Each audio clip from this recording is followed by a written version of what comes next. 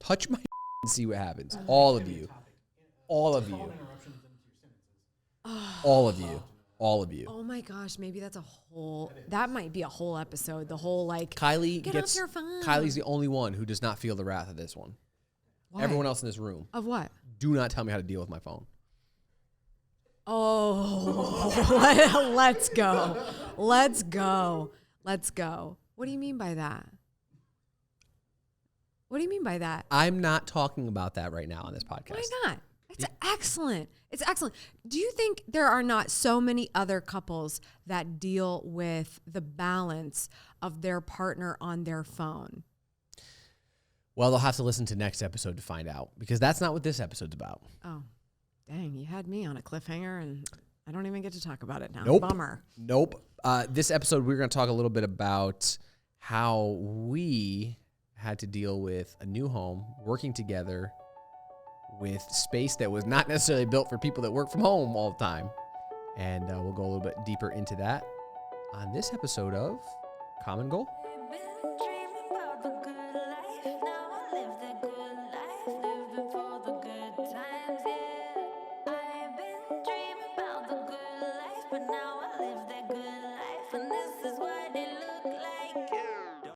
Welcome back to Common Goal, a podcast about partners in life and in business. I'm Vincenzo. I'm Amy. And who are we? The Landinos. That's us. Yeah. Well, I'm the Landino. What do But you you mean? are too now. Yes, You are I too. am. I am. Were you just going to say I wasn't? No, I wasn't. Yeah. So anyway, this episode, we wanted to talk a little bit about how we had to make a shift from apartment life, working in an office. You had your home. You had the home office at that point. In the apartment, you mean? In the apartment, yeah. And then we shifted into a home where we thought it was the perfect setup, and 2020 threw some curveballs. So let's just go quick. Like, I'll tell the story. Timeline it out. You fill in the gaps. Okay. It's 2017. We get married. We move from a 1-bedroom apartment to a 2-bedroom apartment. Mm-hmm. The second bedroom was just so that Amy had an office, because at that point, I pretty much was traveling all the time, and Blake and I had a studio that we worked out of when we were working. And plus, I like to leave the house. I didn't want to be home all day long anyway. Yes. And you needed your boundaries and space so that you could do your filming and everything like that. So it was perfect. It was a perfect scenario. We were in that apartment for about a year, almost 2 years. Mm-hmm. Actually, 2 years. It was over 2 years. It was 2 years. It was actually exactly 2 years. Yeah. From that point, we said we want to buy a house. We bought a house, perfect, cute little area in Columbus here called German Village. And the best place. The best. Yeah, the best place. I actually picked the house out with Blake. Okay, we need to talk about that. Let's talk about this. Let's go there. Whole other tangent. We had already picked out a house. We really liked it. We put an offer in, yep. and the sellers were just not working with us. Correct. So I had to get on a plane and go to a brand deal in Santa Barbara. Right. And so while I was there, Vin said, I really need to go see this house. I really like it. And I was like, go look at it. And if I'm being honest, something I'm learning, maybe you should always go house shopping with Blake instead of me, because when you go house shopping with me, you are on the defense. And I can't like anything, and I'm not allowed to say anything because you don't want anybody to have an edge. It's like in The Godfather. Never let anybody outside the family know what you're thinking. Yeah, but I want to say that's Taylor's laughing because she made her watch The Godfather.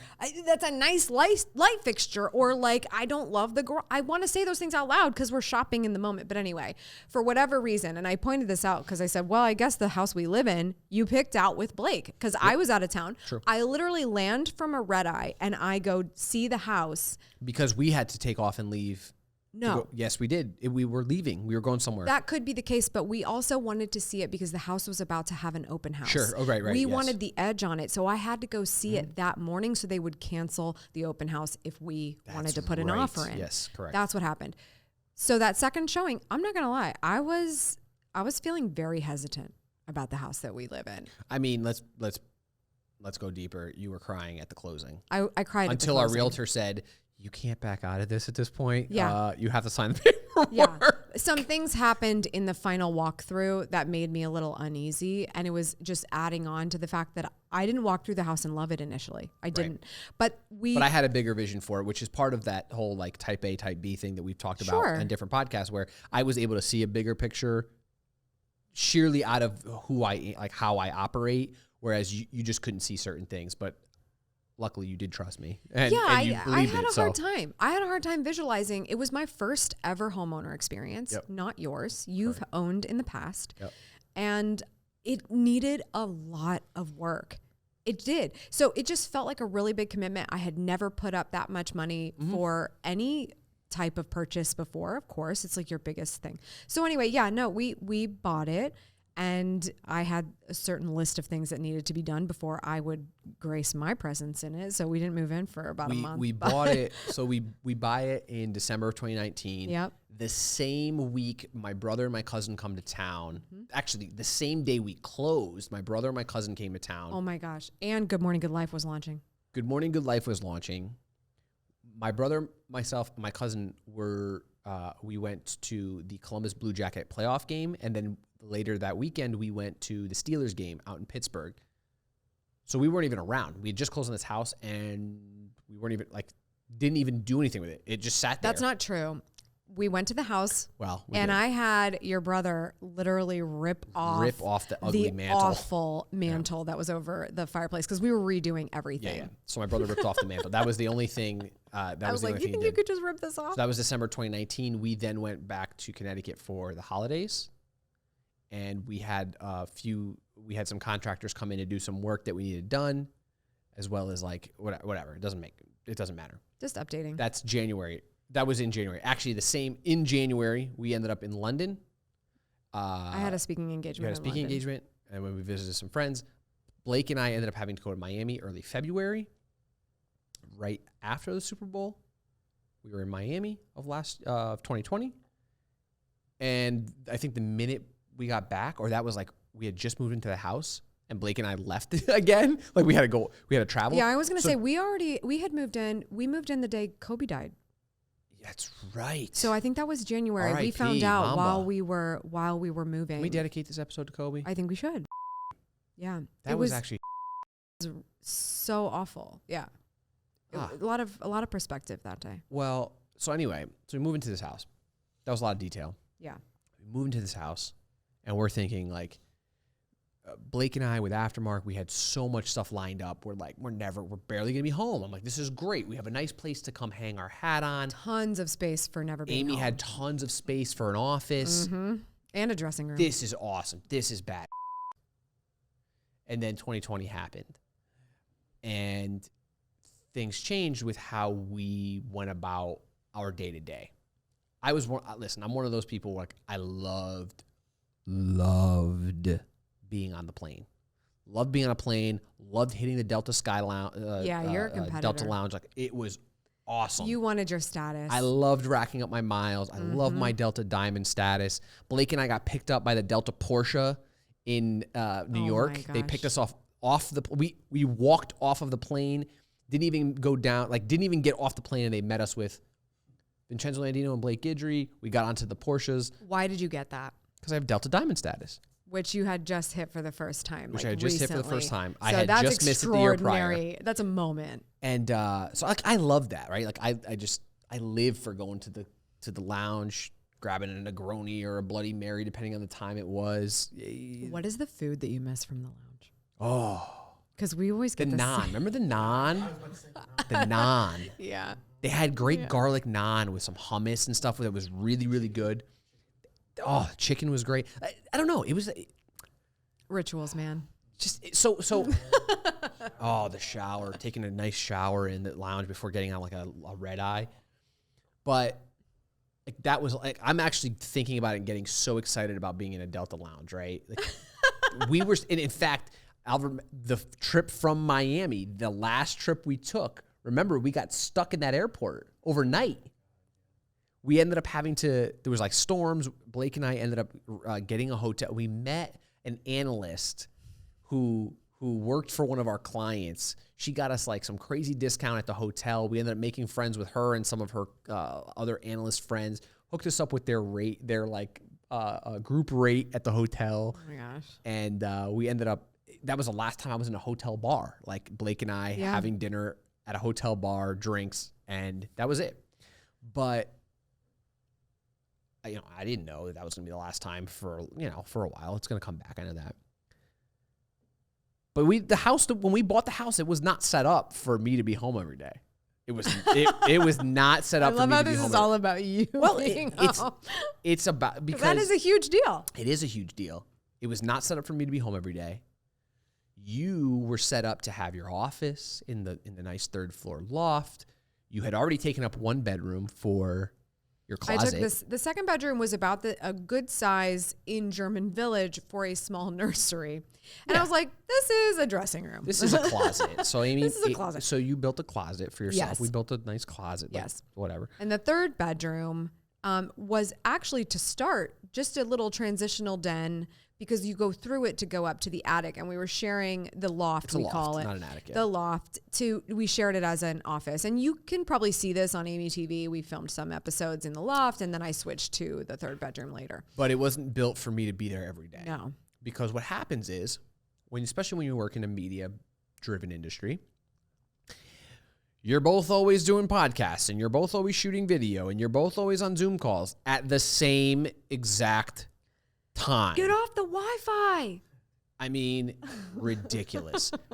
And we kind of we were a little nervous. I was like, what do we do here? We just bought this place, and we're already growing out of it. We already literally grew out of it in a matter of a week.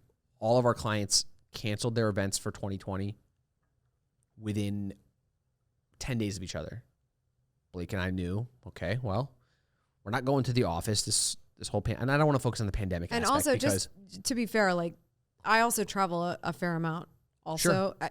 My speaking agent called me and said, we need to know how you want to handle these events, because we have to defer to you. They're getting canceled, and they're not going to have money. Right. They're contracted to pay deposits and things like that. But like, how do you want to handle it?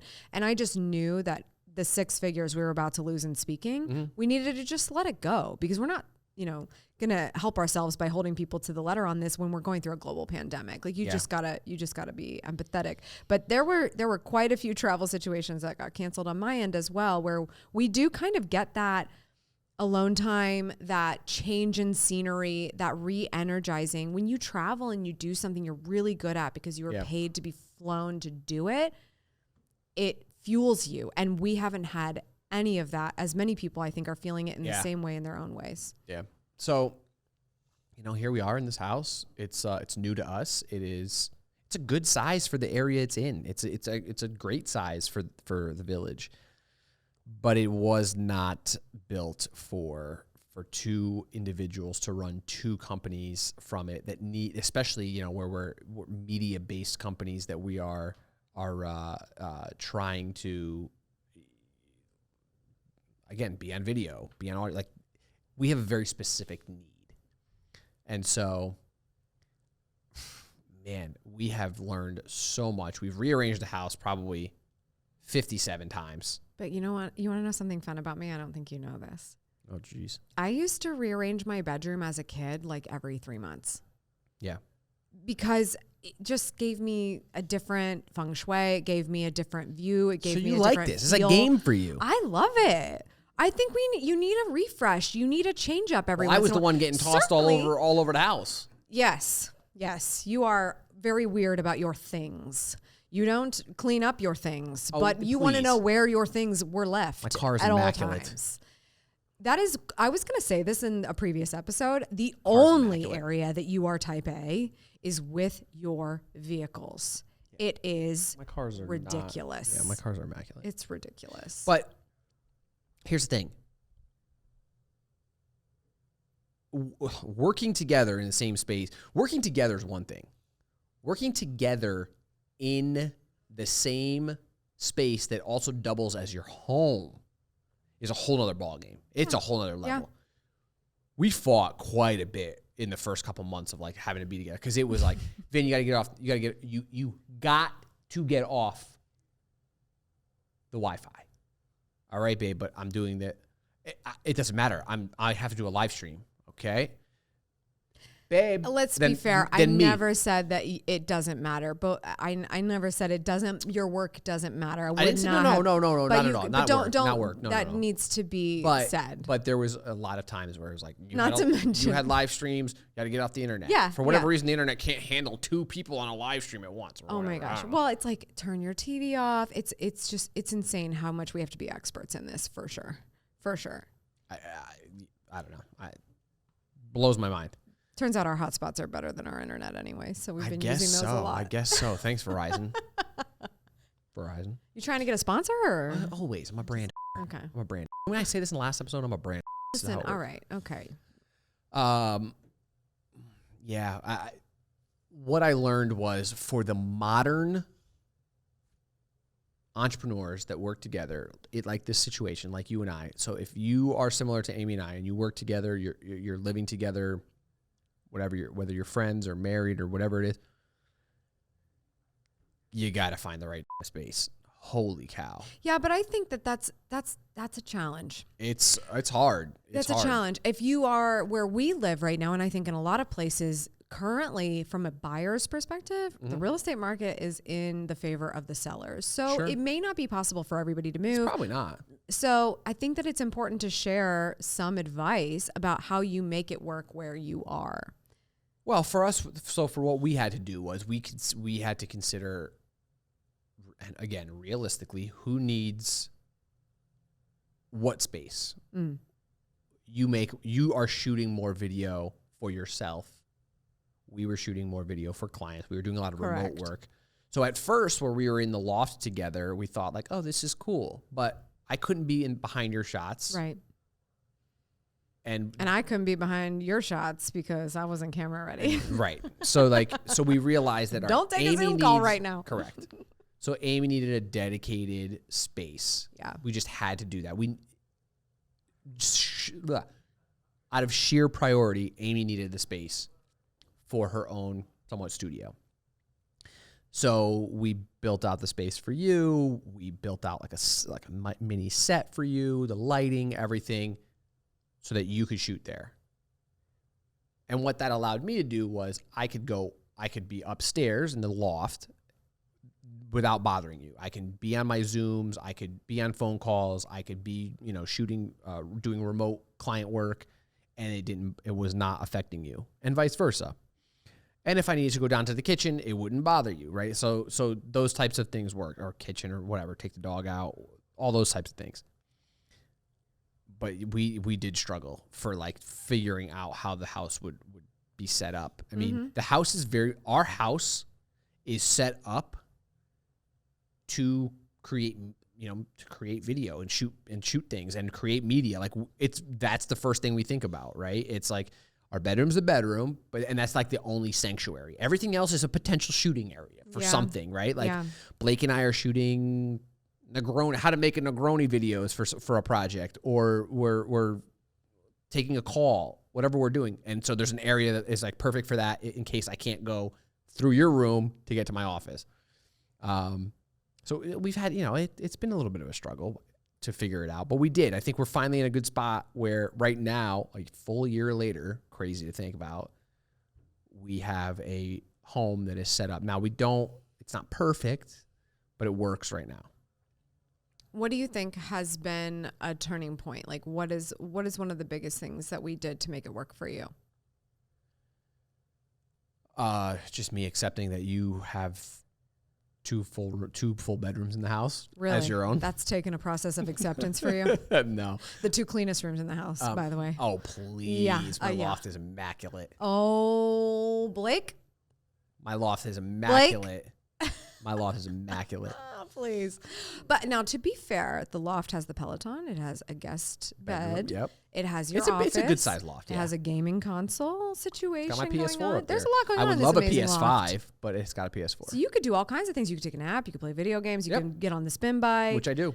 and you can work. There's a lot of things going on in your office. Yeah. Well, that was the other thing too. So we figured out, like, at first the Peloton was up in our bedroom. Mm-hmm. We're like, oh, this is a good spot for it. Like, if we could. It was so hard to find a good spot. Because the bedroom, right? We sleep in it. We don't have a TV in there or anything like that. We sleep in it. Yeah. But we're like, man, if we want to spin, we could just go in the bedroom and spin, because the bedroom's not being used for anything else during the day.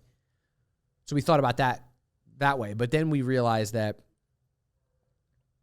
it would be perfect for upstairs. It's totally out of the way. Yeah. If someone wants to spin early in the morning, they're not bothering the other person. Yeah. So that's huge. It was a lot. We really had to figure out what our priorities are. Okay, we know we want to stay fit, we want to stay healthy, so like we want to spin. So that needs to be in an area where it's not bothering someone else. Right. Okay, upstairs. All right, the bedroom, the guest bed has to be upstairs because it's a great spot. You know, my parents had stayed with us, and they loved it up there. They were like, they really felt like great. they had privacy. Yeah. Where we have a very intimate home where all the rooms are close together on the second floor. Yep. The loft gave them that. So that was perfect. Yeah. And obviously I needed my desk, and so that had to stay somewhere. We didn't have another. You know, there is one spot maybe like in a dining room it could have gone, but then we would lose that. So we really had to figure out where everything worked. Yeah. And right now it works for us. The way the way we're doing things and the way we've been able to operate, it works. But the first few months was like we were trying to put a round peg in a square hole. I mean, it was like we were doing things that we shouldn't have. Like, we just shouldn't have. We should have stepped back and said, wait a minute, what works for us? We didn't. We were like, no, it has to be this way. And I was like, no, that doesn't work. I think one of the things was just me starting to ask the question, because I have a ritual of like going into the bedroom and waking up Vin and waking up the dog. And part of that conversation is, what does your agenda look like today? I ask that question almost every single day. It's the worst question to ask someone who doesn't live by a calendar. I'm like, I don't know what my how do you think I'm culturally trying to help you here and thinking about an agenda? What's on agenda? your agenda today? I don't know. Especially if you're gonna fire at all cylinders first thing in the morning, I'm gonna ask you a productive question. You should just text Blake, not me. Don't ask me. Blake, do you want me to text you first? Maybe we should do that. Okay, so we are gonna talk offline about how we can do that efficiently. We can talk about this again. But because I would happily go in and go, so based on the agenda I saw today, you need to do that. But I think that's important, because I'm also thinking in those moments, like, you have a really critical Zoom call going on at this time, and I have a really critical recording at that time as well. So will you please plan to be on some hotspot while I'm going to be on the main internet, or vice versa? So there's things like that actually we have to dissect every single day because 100%. Of how important efficiency of those calls goes. A lot of the things that I do are for recording purposes, for the business membership group, or for somebody's podcast. Yep. And the integrity of the internet ends up being so important. It's this dumb thing everybody needs to consider these days. And we've also taken into consideration a lot of my work. My calls are with clients. So depending on what type of call it is, we try to understand, okay, does one take precedence over another? If you need the internet because your call is it's for a client. But that is just that's dangerous territory. When are you ever going to say somebody's call is no big deal over somebody else's? No. If I'm catching up with Blake, I'm not going to worry about, of course I'm going to jump on the thing. If you're just recording your own podcast, you don't need, you're not using internet or something. Yeah. So at those times we know all right, no big deal. Yeah. But oftentimes there is a little bit of a juggling of the calendars where it's okay, who's doing what at what time, and it sucks when you don't live by a calendar as much. Although client work does go on a calendar, and so understanding all of that. But we even had to take into consideration getting sound dampening boards for your office, because it wasn't conducive to audio. So there's so many things we had to think about and change and adjust along the way. Which, by the way, pro tip: if you have carpet, you're in a much better situation. When you have hardwood, you've got to think about sound dampening. Yeah. So nice thing is there's hardwood floors throughout the whole house. Bad thing is there's hardwood floors throughout the whole house.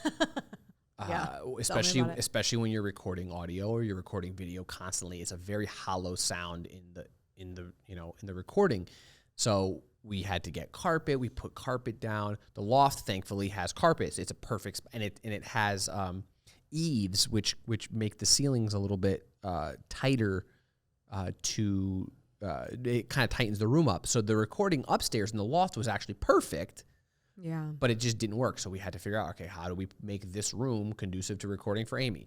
We had to buy like 10 sound dampening panels for that office. We had to put carpet down. We had to get drapes for the windows to try and dampen as much sound. And now it's a lot better. Yeah. But these are all things that we've learned and considered. I don't think the average person we're like Chip and Joanna needs Gaines to, right now. I don't know about that.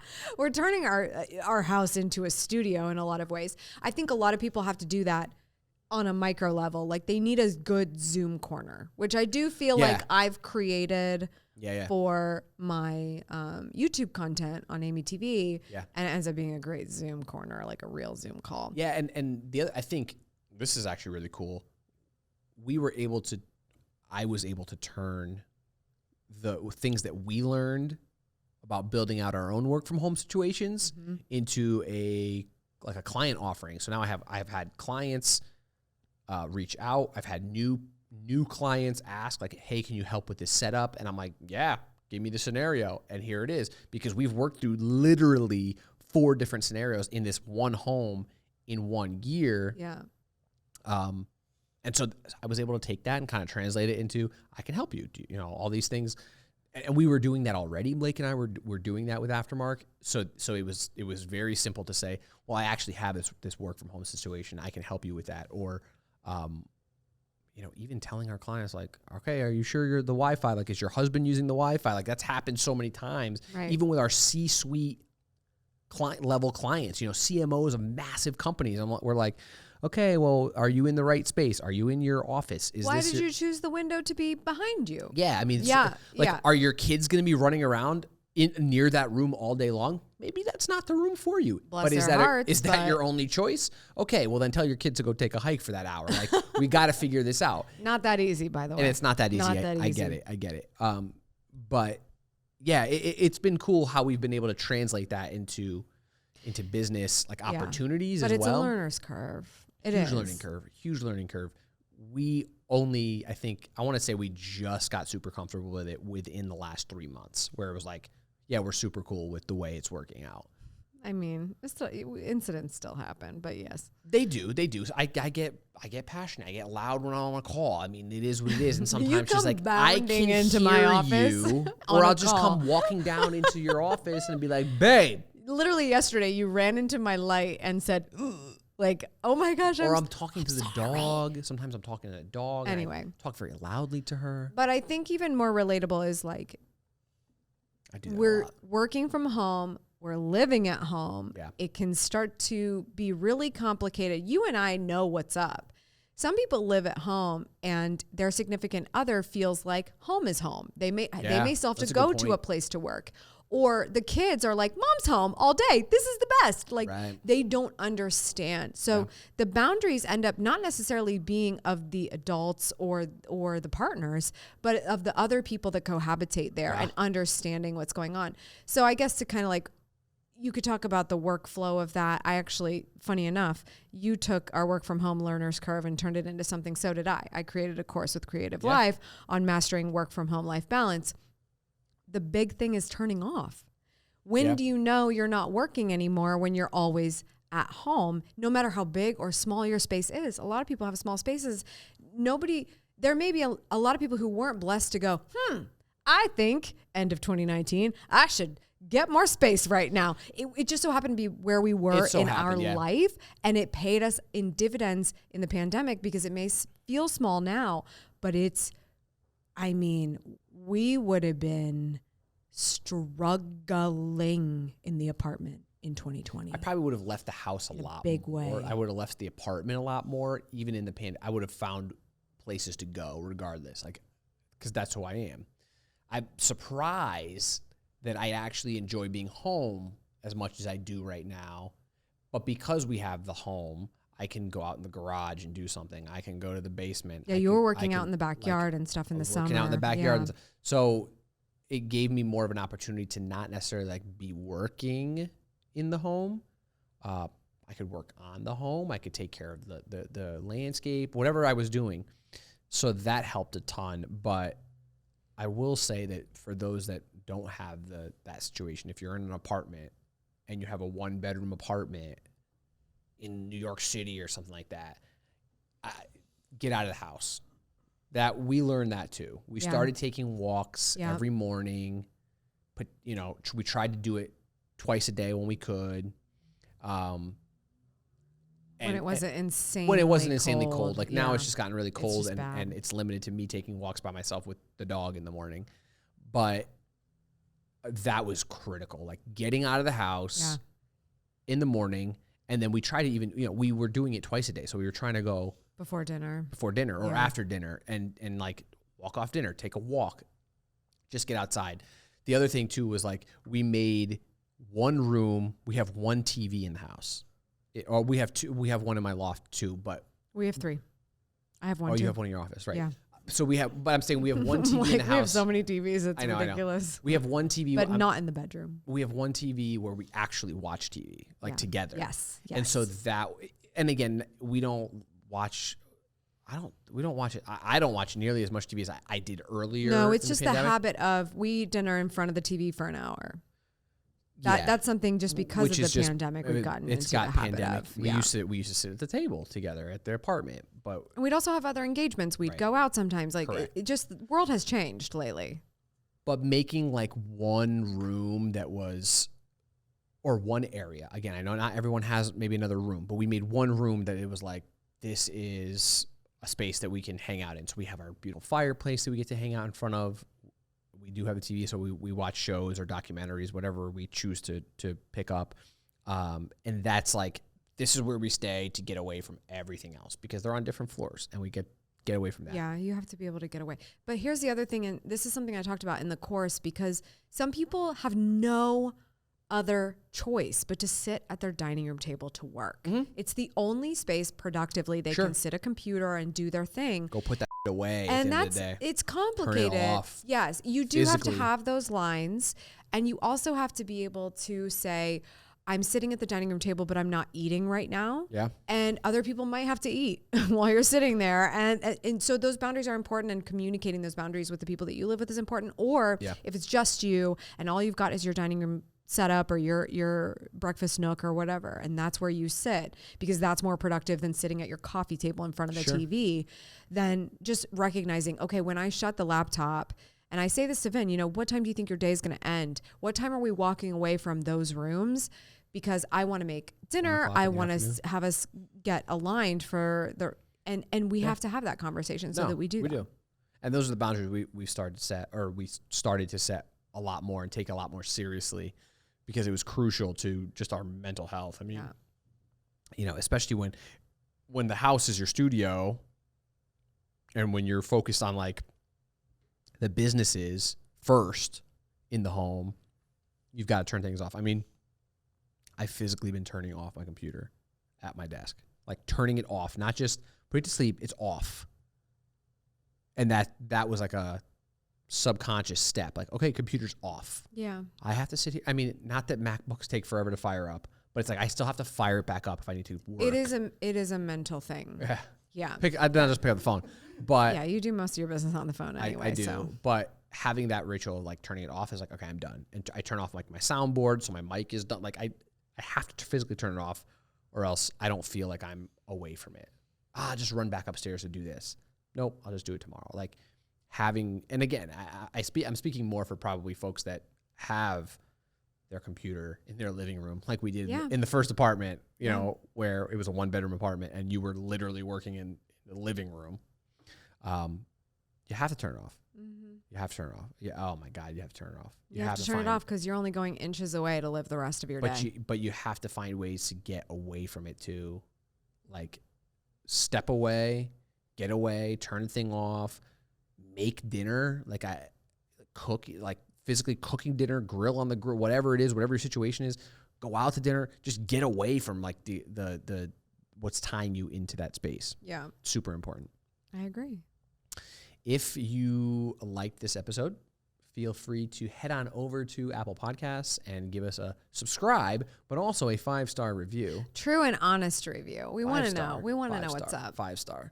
We'll be looking for those 5-star reviews over on that Apple Podcast.